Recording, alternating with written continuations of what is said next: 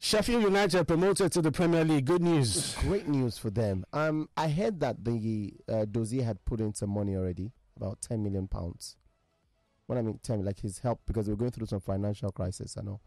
But the stories now is that the relationship between him and the owner, Prince Abdallah, has broken down.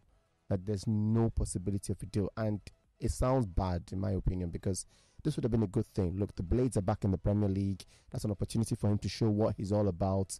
It's an opportunity for him to also build. I'm positive on it because I was really hoping he's going to make it. But like they say, maybe we should look for some other club to try to claim. Maybe. I don't know.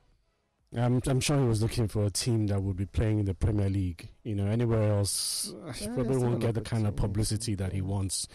But they've done it with 3 games to play. Absolutely fantastic stuff. Looking forward to them back in the Premier League alongside Burnley as well, led by Vincent Kompany. Vincent Kompany, by the way, we hear is being quoted by Tottenham Hotspur. If that will come to fruition, we do not know. But Ryan Mason says that he wants the job. He's thrown his hat in the ring, says he wants the job. And so today's game against Manchester United is a good audition for what Ryan Mason is able to accomplish as manager at Tottenham Hotspur. So United have to be careful. He's never going to get the job. He wasn't first choice when they sacked Antonio Conte. He was second choice to Christian Stellini. Hey, but he says he wants it. Nobody's going to give it to him. You can't fault him for wanting it. Nobody's going to give it to him.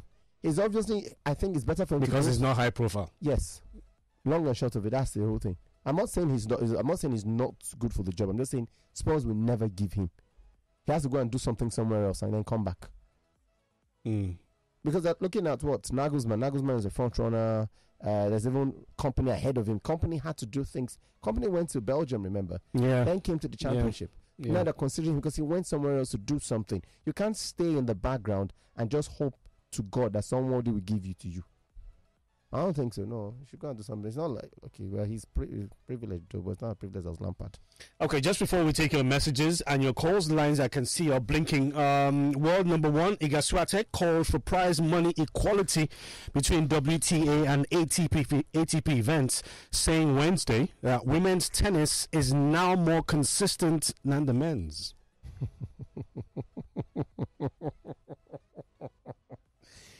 Every time they say these things, they always leave. For me, look, we're talking about fairness and equality, which I agree with. When women start to play 5 sets, exactly, then we can start talking about same prize money and equality. I think Wimbledon is already paying them the same amount as the men. Yeah, but you're playing 2 sets lower or 2 sets less. Play 5 sets. You're talking about equality. There was a CNN presenter who just recently got sacked. What's his name? Don Lemon. For being controversial. And one of the reasons why they're adducing to his sack was when he talked about women's football. And he said that the women's game is not as interesting as the men's game. And that the women's game doesn't attract the kind of audience and money that the men's game does.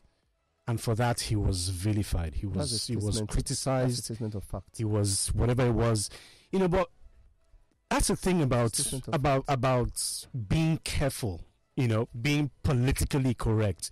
Once you say anything that's against the women folk, you will get in trouble. Whether you're right is irrelevant now. But for every woman who is listening to, for example, what Iga Swiatek said, we're all saying equality, give women opportunity, which I totally agree with. But in giving opportunities, you're saying you can do the same thing a man can do, and I totally agree. So if you're going to play a Grand Slam, play 5 sets like a man, because I want to see you, if you're saying consistency, I want to see you play for longer, because I want to enjoy the money I've spent to buy your ticket and come and see you. So why just play 3 sets and walk back? No, play the 5 sets. Then ask for the money, and I totally agree with you 100%. I don't know. Because even when FIFA mentioned equal pay, I'm like, look, build women's football organically. Let it get to that point, and if it totally comes out fine. So would you say Don Lemon was correct in his assessment? It's a statement of fact.